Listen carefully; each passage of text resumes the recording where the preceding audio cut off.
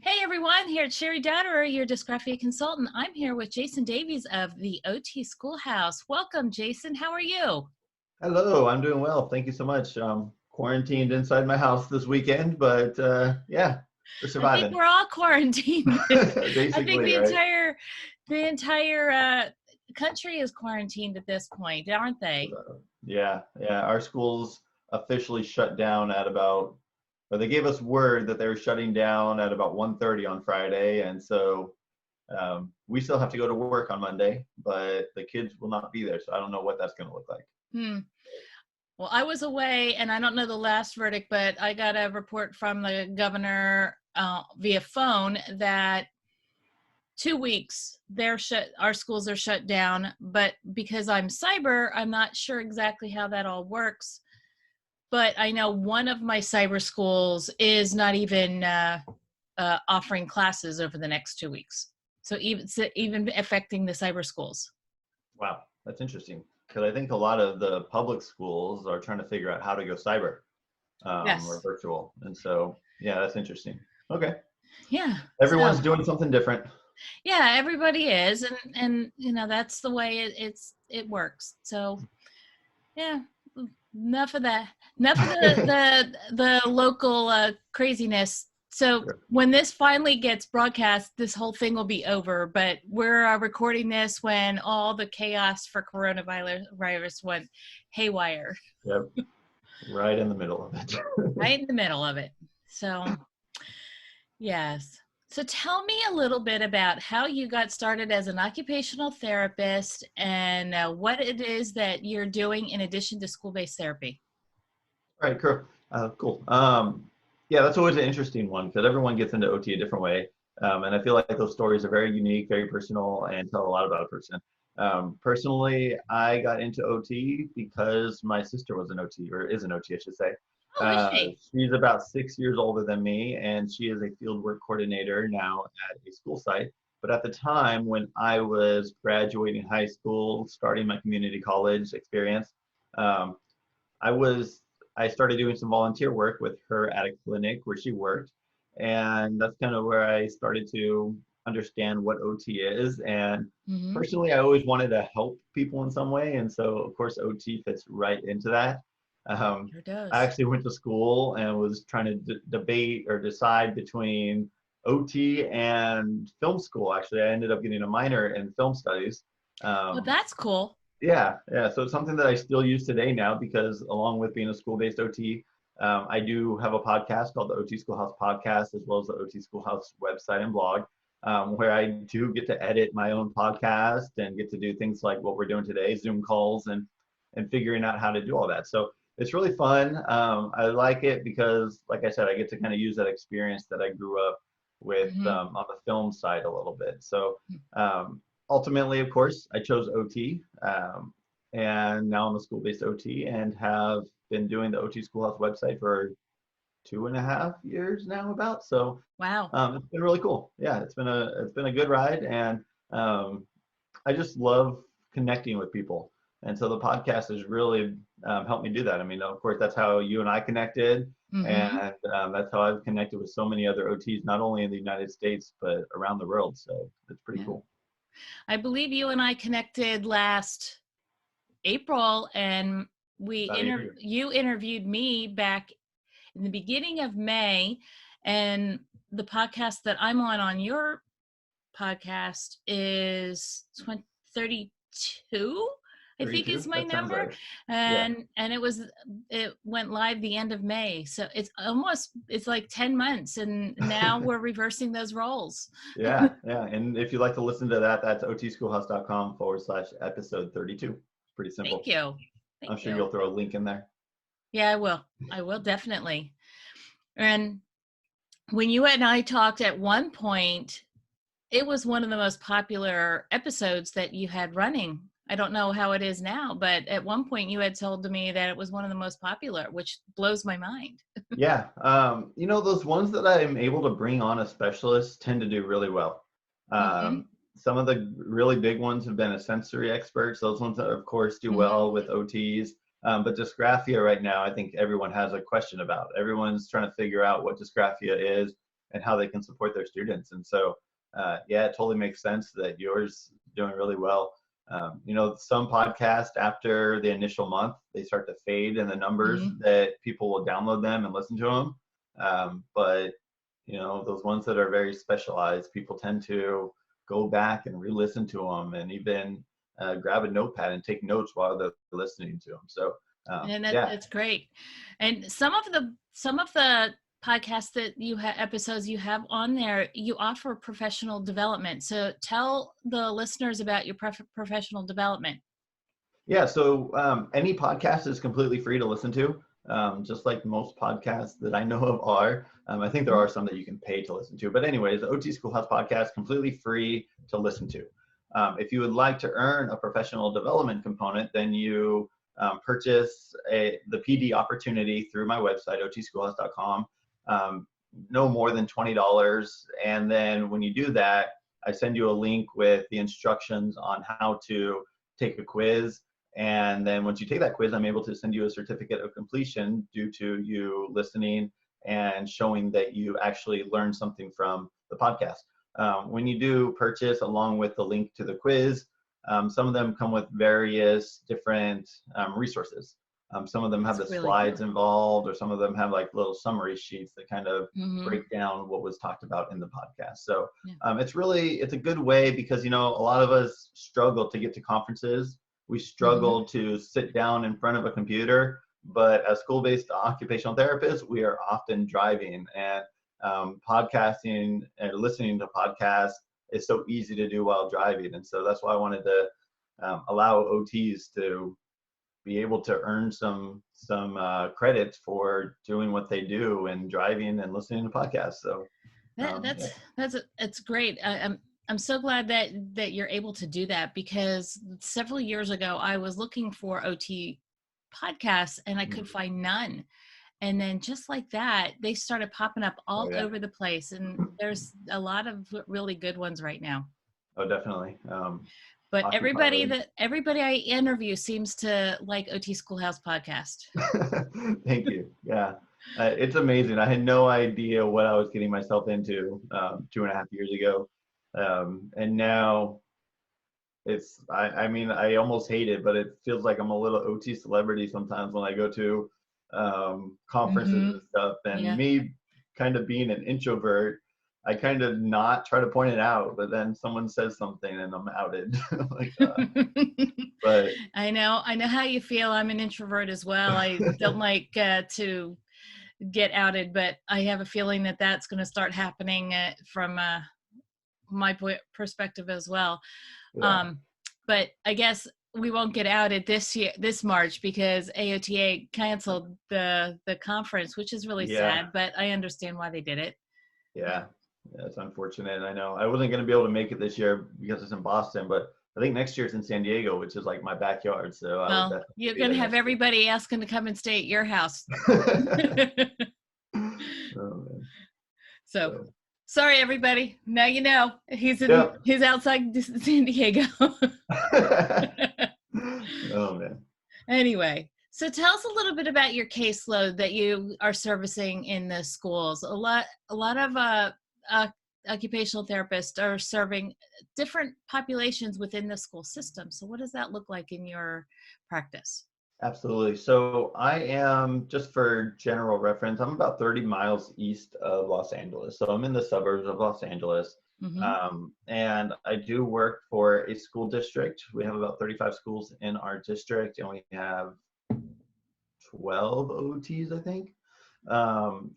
Figure about 2 to 3 schools per OT. I currently have 3 schools. At my 2 quote unquote main schools, I have general education population students that I work with. And then I have at each school 2 to 3 autism, moderate to severe type of classes that I work with. So I don't have any mild mod classes at this moment. They're all either general education with RSP or that mod severe autism classroom. And then at my 3rd school, which only has a handful of kids, those are general education with RSP kids. So that's what my current caseload looks like. It's about 55, give or take a few students. It does take up a lot of time because I have kids, especially in those moderate to severe classes. I have students that are mostly once a week. A few fall into the twice a week category, and a few fall into that every other week category. With my general education students, tends to be more like twice a month or once a month, more consult collaborative type of services. So, yeah. But still, 55 on a caseload is quite busy. They've got me running around, definitely. And I think it's something that in our school district, all the OTs right now are feeling the pressure a little bit. Of course, who knows what's to come in the future, but I think we're all trying to voice our concerns and not just our concerns, but also our priorities and how we want to be able to help kids effectively. Mm-hmm. So one of the questions that I didn't ask you ahead of time, but yeah, no problem. I'm thinking about this because of one of your recent podcast episodes, the RtI, the response to intervention episode. Do you have a lot of that programming going on in your schools? To be honest, in my current school district, not as much as I used to have in my former school district. Okay. I'm trying to get it going a little bit in my school district right now, but when you change from that caseload to a workload, or even to the RtI type of method, it's a monumental shift that people don't know how to, they don't know what that looks like. And when we think about RtI and we're talking to our administrators about RtI, they think of reading, writing, and math. They don't think of like the actual handwriting portion. They think of the content writing. They don't think of OT and the fine motor skills and how up to 60% of your day in schools is fine motor. And so trying to just even get the word out to teachers and get the word out to your administrators what that could look like, I mean, that's the battle. Once you actually get to the RtI part, it's pretty simple, but it's really hard to switch from a strict IEP model over to an RtI model when you have a full caseload, because there's just not time in the day to get into the classrooms, right? Because you're seeing kids. And then there's a whole other side. Sorry, go ahead. Sorry about that. Do you work for the district itself, or are you a contract within the district? I work for the district. Of our 12 OTs, I think we have 10 that are employed, and then we have like one contractor and a CODA that kind of help out because we've said we're a little busy. So, but I do work for the district with it, which I think makes it a little bit easier. I know the principals very well. I've gotten to know them over the last 2 years, so they trust me. They trust my judgment. And now that I've got them on my side, now it's more getting to the teachers. And letting the teachers know how I can help them. For instance, a few weeks ago, one of the teachers, the kindergarten teachers, reached out to me and said, "Hey, do you have any strategies?" So the first thing I did was I said, "Yeah, let's meet up." And so we met up for, I don't know what, I mean, it went by really fast, but it might've been about 2 hours. Wow, that's pretty long of a meeting. It was after a minimum day. So that's when we met up, after a minimum day. It was during one of their professional learning times. And so they invited me in. And so I was meeting with the 3 kindergarten teachers. And we just went over general different tools that are out there that they can try, and different strategies that they can try in their classroom. And then it just so happened that at that school site, everyone is at recess at the same time, except for kindergarten students. So I happened to have that 15-minute window when I don't have anyone scheduled because it's recess for everyone else. And so I was able to go into the classroom real quick and just kind of walk around and say, "Oh, see those kids over there? They might benefit from this." Or how about you try teaching your kids how to hold a pencil using this YouTube video, or things like that. So, excuse me. But yeah, it's super rewarding when you're able to get in there and help so many kids in relatively a short amount of period, right? Because even then, 2 hours, that's 4 individual sessions, right? If you're gonna do 30-minute sessions versus 2 hours after school, and now these 3 teachers can go in and help 60 kids or whatever they have on their caseload or in their classes. So I've been doing a lot of research in with RtI right now, because my model with the handwriting brain body disconnect really was like a very preliminary idea with RtI, but I'm trying to solidify it a little bit more. So I was really appreciative of that episode. Yeah, that one's been a really popular one too. I definitely recommend it. It's episode 42. Thank you. I couldn't remember which number that was, but I definitely was going to make reference to that. All right. Lost track of my my questions here. I do it all the time. So tell me a little bit about your favorite do-it-yourself kind of activity that you do in your treatment sessions. Yeah. One that I made about a year ago, and I still use it, is a bottle cap letters matching tool, I guess you could call it. My wife and I, we go through protein shakes and we drink almond milk pretty regularly. And so I saved the caps off of those almond milks, which are the twist off caps. You can see a picture of this on my Instagram page at OT Schoolhouse. But basically I have 26 bottle caps on a piece of cardboard that came from an Amazon box. And I hot glued gunned the bottle caps on there. And I put the lowercase letters, I think, on the bottle cap and the uppercase letter just below the bottle cap. And so the kids have to use their fine motor skills, not schools, to untwist the bottle caps and then take them off. And then they have to then put them back on, matching the uppercase letter to the lowercase letter. So, that sounds like fun. Yeah. We're going to have to make sure we have that one in our show notes, that particular post on Instagram. So thank you. That's a great idea. Fairly recent too, so you should be able to find it pretty easily. Cool. So what is your greatest challenge? Right now, obviously, like we talked about earlier, trying to figure out what's going on with COVID-19 and that. But on a daily basis, I constantly struggle with how much to really work on handwriting with some of our kids with moderate to severe disabilities, right? We know that these students need repetition, but trying to find the best way to incorporate that repetition is difficult. A lot of times, we almost feel like we have to move on to a new task all the time. We need to have the newest and greatest thing to try out with our kids. And I constantly struggle with saying, okay, what's the next step I can do? Versus saying, okay, we need to go back and really master that skill before moving on. And I think this goes for all OTs, for all teachers. We want to continuously move forward, but sometimes I feel like we move forward too fast. And that's kind of been my challenge recently, is trying to slow down a little bit and realize that I don't need to have a new activity every week for my kids, that I can slow it down a little bit and say, hey, all right, last week we were able to use that bottle cap activity and we were able to do 5 out of 10 letters correctly. Well, let's do it again and try and get closer to that 10 out of 10. Yeah. Slow down to speed up. Exactly, right? Because I mean, if we just keep going faster and faster, we never really master a task. Yeah. And so, yeah, that's kind of been a challenge for me that I've been trying to be mindful of, is slowing down.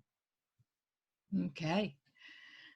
It is a difficult one. Knowing and when the kid is not grasping what you're trying to educate them on, it is difficult when you feel like you almost have to write they're not progressing, but yet in reality they are, because you're working with it repetitively over and over and again. Yeah, I've got a 14-year-old who still is struggling with letter recognition. That's hard. Yeah, but he's got some IQ issues, so yeah, but it's hard, and and at what you feel point frustrated because you want them to get it. And then at what point do you start to introduce assistive technology and those more accommodative type of strategies in the classroom versus trying to continuously frustrate them through a process that's very difficult for them? So, yeah, but yet in theory you need to keep practicing. So how much does dysgraphia impact your day? When I think of dysgraphia, I think of 2 particular students. I think of the students that oftentimes people haven't necessarily given them a specific diagnosis, or maybe they have a few diagnoses, but they don't really fall really in line with those specific diagnoses, right? Mm-hmm. Those kids that might be high functioning autism, but it's like, wait, is this autism? Is it ADHD, or what is this? And they just really struggle with that writing. It is a small percentage of my caseload, but I do see it. I often do see that it's tied closely with dyslexia, or at least with my students. Yes, And I so agree with you. It is tied a lot with the other specific learning disabilities. Yes. Yeah. And so I'm always trying to figure out, break down, is this kid having difficulty writing because they're focusing on how to spell the word, or are they trying to figure out what the letter looks like in their head before they write it down? Or where is that? You know, those kids that, I mean, they know the alphabet, but then when they're writing the alphabet, for some reason, letter O ends up before J or something like that. Like, that's the only thing that they have going on when it comes to the alphabet. But then, of course, when it comes to spelling and writing, it's so slow.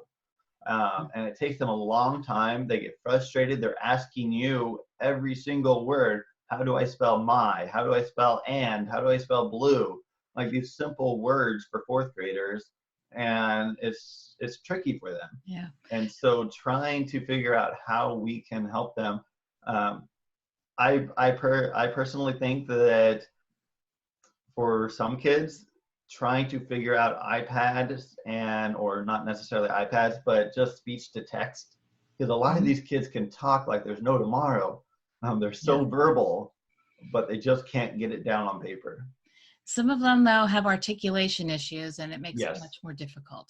That is true. And I'm hoping, I mean, there's such a focus on speech recognition right now, whether it's a Google Home, Siri, whatever. I really hope that they're going to be able to make it more accommodative. I mean, remember back in the day when you did speech to text on like the Dragon, you would have to sit there and read like 3 paragraphs for it to try and learn your voice. Yes.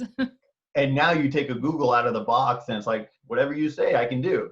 And so I would hope that they'd be able to figure out, try and learn any particular person's speech and what that means. I mean, language in itself is a completely made up thing, right? And so if we can teach those programs to understand that individual's language, then maybe it can help a little bit.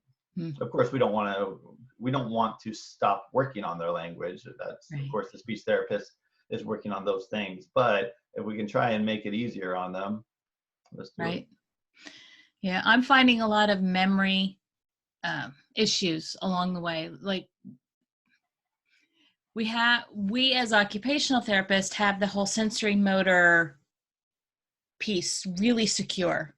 I think one of the areas that we are as a profession have a weakness in, even though we are cognitively trained, part of our weakness with these kids and habituation is visual memory, auditory memory, and those memory pieces, and figuring out where the memory is impeding it versus the sensory motor piece is impeding it. So I have been doing a lot of look at positive psychology and how the positive psychology aspects and motivation of the kids is really impacting their ability to learn. I think also, I mean, you talking to the memory, you have those kids that they get halfway through a sentence and can't remember how they were going to finish the sentence. But going to what you're talking about, the next part, that positive psychology and whatnot, there's also trauma involved. And how much has this student just been traumatized by writing itself? Correct. And like, they just don't want to write because, I mean, for the first, 8 years of their life, they literally had an adult's hand on their hand, forcing them to write their name. Right. And, that's, I can only imagine how frustrated internal conflict you would have with that. So that and if the sensory motor piece isn't there, And the memory piece is built on top of that. That trauma has to be exponentially exacerbated. So yeah, it's really a trial, and it's really a tussle for us as therapists to get through that barrier before we can even really work on language. Yeah, definitely. Well, I know you had a question that I wanted to get to because it actually I have a little bit of research for you. Okay. And it was about how much of your day is handwriting. Yes. And this one, personally, I'm pretty technological friendly. And so I use a lot of, even our daily notes are written on the computer and whatnot. So I personally don't use a lot of handwriting. But working with kids, with my caseload, I would say at least 50%. Yeah, we're working on handwriting on a pretty regular basis. A recent AJOT study, American Journal of Occupational Therapy study, came out, and it was authored by, I'm going to read these so I don't get it wrong, Karamia, Gill, Ole, and Shelley found that kindergartners spend 3.4% of their day handwriting, and second and fourth graders spend about 18% of their academic day handwriting. Wow. And what year was that published? That one just came out. It's like March of 2020. Or maybe January of 2020, there was a special pediatric article, or not article, but not episode, I don't know, one specific AJOT, this quarterly AJOT came out, and it was all related to pediatrics. And so send me the hyperlink to AJOT so I can link it in the show notes. Definitely, I've got it up right now. I'll send that to you. And it, along with the handwriting, I threw out earlier a 60% number for fine motor, and that's the same article came from that too. 60% of the day kids are spending their time in fine motor activities. They actually found that they were surprised by is how much of the day, it was somewhere in like the 20% that students spend just transitioning in school, just from one activity to the other. And so they identify that as an up and coming area that we should probably be focusing on too. Yeah, that is so true. And some of the things that I've been looking at is how to incorporate yoga positions in that transition period. Oh, there you go. I know in the past I've used Yogorilla, I think is what it was called. Yogorilla. Okay. Yeah, we'll put that one in too if we can figure out where we find that. Yeah, I keep writing notes as I want to remember to put things in the show notes. So forgive me if I keep looking down. There's so many resources out there now that are free and easy to find, and yeah, good stuff. So, okay. So one of the areas that I know is a tussle is how special education department and the members of the team collaborate with one another. How is the collaboration in your area in general? Not necessarily your school, but just in your area in general. Is there a really good collaboration developed? And I guess my second part of that question then is, what are the unique patterns that you have used to create a great collaboration, if that's the case? Personally, in my schools, I collaborate pretty well with the special education teachers, the RSP teacher, and the special day classroom teachers or specialized academic instruction teachers. A lot of that we do set up like monthly professional learning communities. And so I might do some sort of PowerPoint or presentation like once or twice a year. And then like the speech therapist might do a presentation once or twice a year. And even the ABA and the psychologists, they'll come in and do the same thing. And so that kind of facilitates that and gets the ball rolling. And so we're able to get some general strategies. But then I talked a little bit about how I was going in and just talking to the kindergarten teachers. Right. And trying to collaborate with them and letting them know different strategies that I might have that they can implement into an academic setting. So those professional learning communities that you have, is everybody on that team an employee of the school, or are you bringing in external resources for those meetings? They are either a employee of the school or a contracted, like our speech therapist is contracted.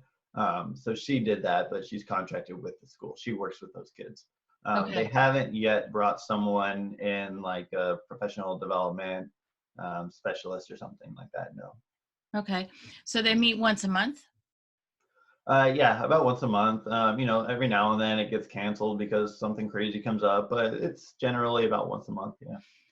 And is kind of like the idea of a faculty meeting and Mhm. everybody's, or is it just, Oh, this is or just special education? so usually it's grade level, but because special education, we don't always look at grades, right? And there's not like Right. multiple grade level kindergarten SDC teachers, right? And so the entire special education department meets as a whole for those.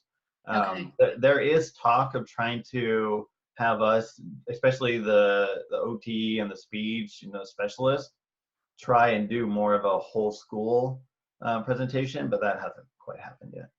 No, that sounds like something that would be really beneficial for the entire school Oh and the yeah. entire program, and Hmm. building that RTI foundation. That would really help that. So Yeah. I, I like to hear that you're doing that. That whole professional development, getting to know one another is really crucial.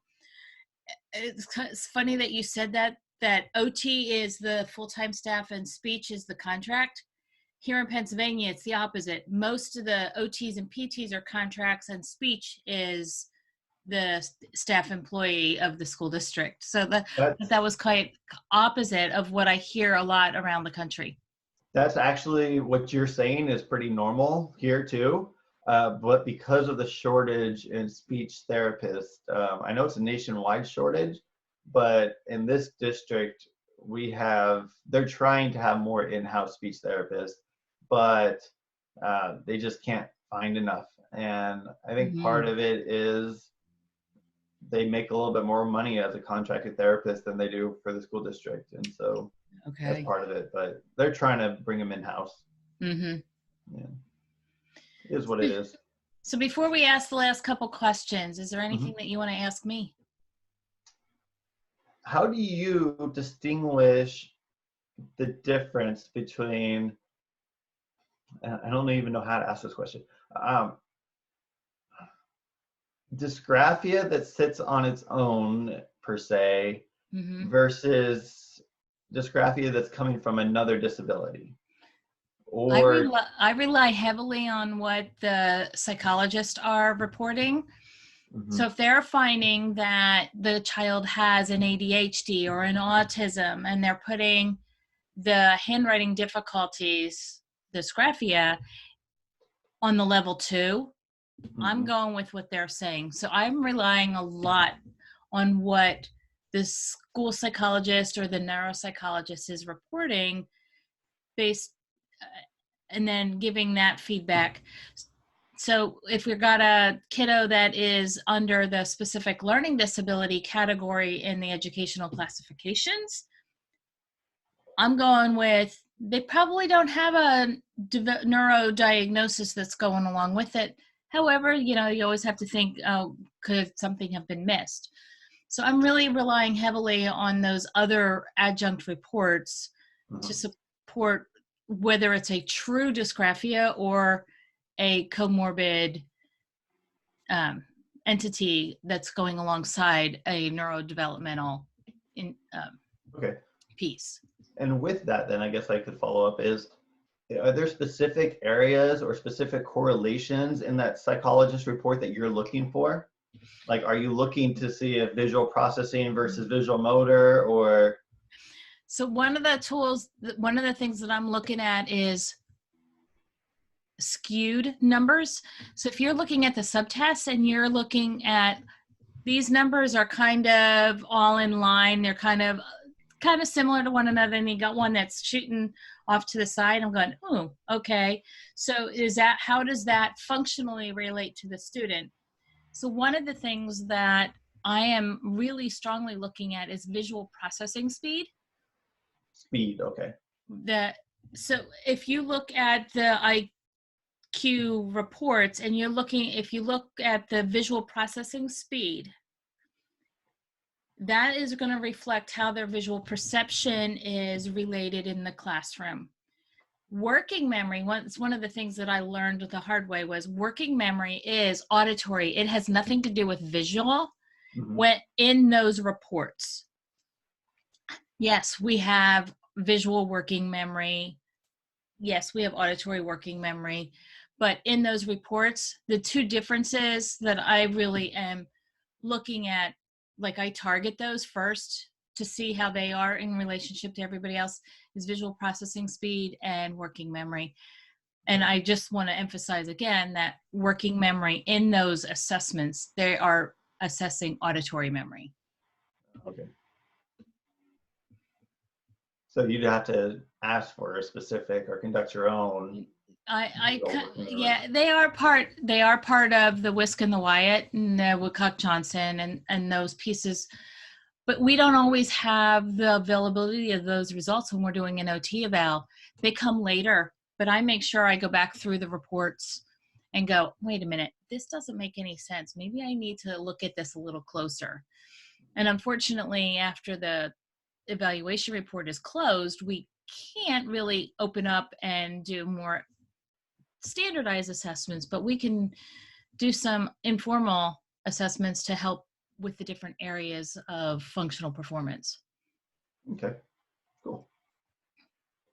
So, do I have time for one more question, or we gotta go? Go ahead. Recently, we've had an influx of parents specifically requesting testing for dysgraphia. As you know, dysgraphia is not one of the 13 qualifying criteria for special education, but it does fall under a learning disability.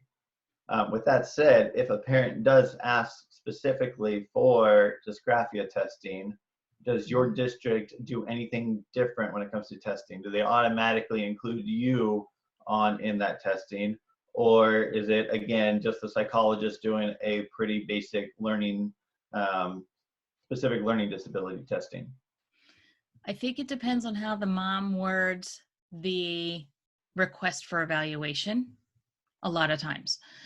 If she's vague, if he's vague, parents are vague, it's gonna be the psychologist, and then the psychologist will make the referral for continuation. If the parent understands ahead of time and is much more proactive and asks directly for it, it'll show up immediately. But I think one of the parts in that whole question is, how does the parent understand what's going on? Yeah. Yes, dysgraphia is not a classification under any of the educational classifications in education. And the other part that has happened is the DSM-5 took the words out of it and camouflaged it a little bit. Kind of like what they did with cursive and the Common Core. There are two specific line items in the DSM-5 that relate to handwriting, and basically it's difficulty with spelling and difficulty with written expression. And one of the things that I've come to realize is when they're talking written expression is they're talking about the ability to write a paragraph. Composition. Yeah. Capitalization, punctuation, and all those aspects go under written expression. So it is in the neurodevelopmental section of the DSM-5 under specific learning disability. So if you really want to target what it says specifically, if you go into the specific learning disability, you can do it there. Or you can apply for Decoding Dysgraphia, and I go through it in detail. Oh, there you go. So Decoding Dysgraphia is my free mini course. It is basically one of the modules of my full course. Oh, okay. Okay. And then what I'm offering is that if they take the free course and they complete it and they're interested, kind of like you are doing with your professional development, I'm offering for $27 that they can get a contact hour. Oh, cool. They've completed it. There you go. That works out well. So you can take a look at that. All right. So any other questions before I ask my next one? No, I think that answers. Those are the two big questions that I constantly kind of struggle with, because we do have parents like, hey, I want dysgraphia testing, and then if the parent somehow knows about me, sometimes they'll ask me if I'll be a part of that. And I guess that it's a conversation I need to have with my district as well, obviously. Yeah. But we just haven't figured that out yet. Yeah. If you're looking at specific assessments for you to do, I would really look at the visual perceptual and visual motor tests that really give the subcategories, the DVPT or the TVPS and TVMS combination. Right. Those are better than the overall one with like the MVPT. Yeah. So I like the DVPT. Well, then, you know which one I'm saying. Visual perceptual test. That's the one. Oh my. Yeah, I'm surprised that came out right. I guess I had too much travel this week. It's all good. There's so many of those assessments and acronyms. It's hard to remember which ones. Yes. Yeah. So the AOTA, the American Occupational Therapy Association, for OT month often uses living life to the fullest as their tagline. What does that mean to Jayson Davies? I don't know so much. I mean, for living the fullest, for me personally, I mean, it's just kind of living in the moment, getting out of your head sometimes, letting things go and continuing to move forward. At my school sites, it means trying to help my kids be able to access the classroom that they're in, as well as advocating for my kids to remain in the least restrictive environment. And so, I mean, whatever it takes to do that, and that's what I do. I mean, in order to live their fullest education and their fullest, we want to have them fullest life. We want to have them in the correct placement and getting the services that they need, and just trying to be the best little, I'm going to use the name Johnny, but to be the best little Johnny that Johnny can be, right? So, yeah. I love it. Love that answer. That question has brought out so many different responses from every OT that I've talked to. So that is really cool how people really have embraced that tagline. So thank you. Yeah, no problem. So other than the OT Schoolhouse podcast, what is your favorite podcast? Oh, darn. Oh, darn. You thought you were going to get away with that one, didn't you? OT Schoolhouse Podcast, of course. No, to be honest, I'm a podcast junkie. Surprisingly, I don't listen to a lot of OT podcasts. Okay. I listen to a lot of news podcasts, and that's just who I am. That's okay. Like which news one do you like? I listen to The Daily, which I think is New York Times, and then NPR. Okay. They have various ones, but I do frequent every now and then the OT Potential podcast. She goes, that's Sarah, and every week she reviews a new journal article, basically.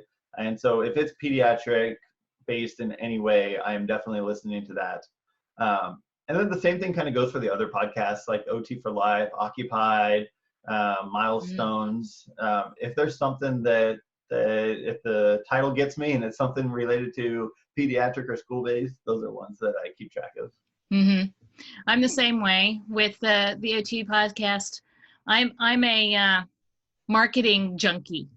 So I'm listening to the Story Brand. I'm listening to Reach Lead and those kind of podcasts. There you go. Yeah, it was big. I mean, the whole reason that the OT Schoolhouse podcast started was because I listened to Smart Passive Income with Pat Flynn for like that one. 2 years. Yeah, I love Pat Flynn. He's a genuine guy. He's in San Diego, so he's relatively close. I have like a secret crush on him kind of type of thing. I want to just go meet him one day. I don't blame you. He's a cool dude. He is. And he's just so family oriented. He's got 2 kids, and everything he does, it's really for those kids and his wife. And he's just a genuine guy. And if anyone's looking to start an online business type of thing, I definitely would recommend that one first. And his podcast, I don't remember the exact name of it. His podcast course is open right at the moment. Oh, yes. How to start a podcast or something like that. Yeah. Something like that. Power of podcasting. Yeah. I haven't taken it, but. Okay. So he's really going to hate us for really flubbing that up, right? Yeah. Yeah, we'll see. So yeah, good guy. So what is your book that you can recommend? A book that I can recommend. Yeah. I'm gonna be honest. I'm not a big reader. That's okay. That's all right. I do stuff on audio tape, Mm-hmm. but the last book that I finished was actually Pat Flynn's book. And was that right after it came out? So that was a while ago. What? Oh yeah. Well, it took me a while to get through. Again, I'm not a big reader. Mm-hmm. I listen more to podcasts. It's just what I do. No, that's okay. More of an auditory listener or learner, I guess I should say. I don't know if I really have a specific book. No, and that's okay. Don't dwell on it. Yeah. So tell us about this this thing that you've got going on there that you sold out in like a day and nobody got a chance to get into it. Tell us a little bit about that and when you're going to open it again. All right. So right now I'm currently in the third week working with a cohort of about 30 students, and they are taking my course called the A to Z School-Based OT course. And I had no idea the response that I was going to get from this. It shocked me. It blew my mind. And I'm forever humbled by everything that has happened since that. But basically we are going through what OT looks like in the schools. It's not a course where we're going over specific treatments and specific ideas for treatment. That's not what it's about. It's really designed for someone who is either coming new into school-based OT or maybe has been in school-based OT for a little bit, but is trying to figure out a way to really get organized and to maximize the RtI process a little bit.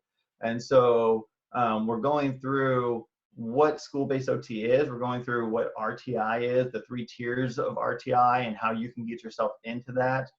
We're going through evaluations, what a real good evaluation looks like. Then we're going to go into kind of what happens after the evaluation, about treatment planning, about developing goals and services. And then ultimately in the end, we're actually going to talk about how to help. We're going to talk about how to help each other. I mean, I'm not the only one there. I'm learning from my students as well. How to help each other to exit students from OT in an ethical and correct way. And when it's time to graduate our students from OT. I think a lot of OT providers have this thing where once a kid's on OT, they never get off OT. And they're just on OT until they're 18 or 22, depending on the case, right? And so trying to figure out when that process should start and how to go through that. So there's a lot there. It's unlike most courses in the sense that we're not talking about specific treatments necessarily. Mm-hmm. I just have, there's so much on Instagram and Pinterest about different activities. I just want to give them the strategies to actually be effective in the IEP process and understand what OTs do in the schools. Yeah, I felt the same way. My course is not really specifically strategy related. It's really functional, behind the scenes, and what should dysgraphia look like? Mm-hmm. Yeah, I mean, people don't understand, the brain, what's going on in the brain for dysgraphia and stuff like that. And so if you can really give them that underlining foundations. Yeah. So I didn't get on the button in time for your course, so I have to myself be on that waiting list. So it will. I'm hoping the 8 weeks that I'm with right now, that ends at the end of April. Okay. And after that, hopefully, everything is up in the air right now with COVID-19, obviously. But hopefully we'll have another cohort getting started early summer, June or so. Okay. Yeah. Is there a lot of specific homework that you've put with that course? No homework. I don't do homework. That's just like the podcast for the professional development for the podcast. I am doing a quiz at the end of it. I'm not doing any homework. We do case studies during the actual courses, but I do give out a lot of resources that I've created over my years to help with those, whatever the course material is for that day. So Mm. for instance, we just had week 2, we really went into RtI. And so I gave out handouts that the OTs can give to their teachers. Like if a kid's having difficulty with this, try these strategies. If a kid's having difficulty with cutting, try these strategies. If they're having difficulty with holding a pencil, try these strategies. I gave them even a full-blown PowerPoint that they can present as part of an RtI Tier 1 presentation model for their entire school or their administrators. I provided them with kind of a gist of what RtI is and a single little handout that they can use. So I do provide a lot of templates and handouts, but no homework. Okay. Where I've set mine up as a 3-credit course where they're doing a lot of work and a lot of collaboration with other professionals in their school and trying to build relationships so that moving forward an RtI program is much more viable. So Gotcha. they can take both of our courses and really embrace the whole kit and caboodle, as they say. There we go. I did challenge them on the last one. I wouldn't call it homework, but I did challenge them. That's good. I gave them I gave them a challenge activity. So we'll see. I'll have to see. Yeah. I have a private Facebook page for them. So I'll have to see if anyone took me up on it and got started with that RtI process. We'll see. Oh, cool. I'd love to hear how it works out, and I'm looking forward to taking that class myself. Is there anything you want to leave with us before we go?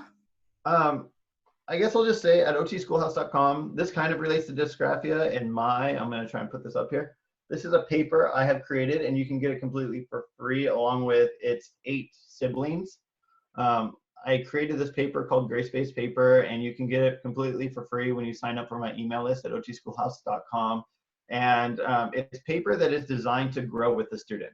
So I'm going to bring it up here because I'm going to explain it. And you'll see that it has gray versus white for the top or the bottom. Mm-hmm. And then it also has, I realize that not everyone's going to be able to see this. But anyways, okay. This is paper that you can use, and it's just designed to grow with students and help them space and help them size their letters. So yeah. All right. Sounds good. So thank you for being with us today, Jayson. And here's Cheri Dotterer, your Dysgraphia consultant, signing off. Great. Take care, everyone. Thank you.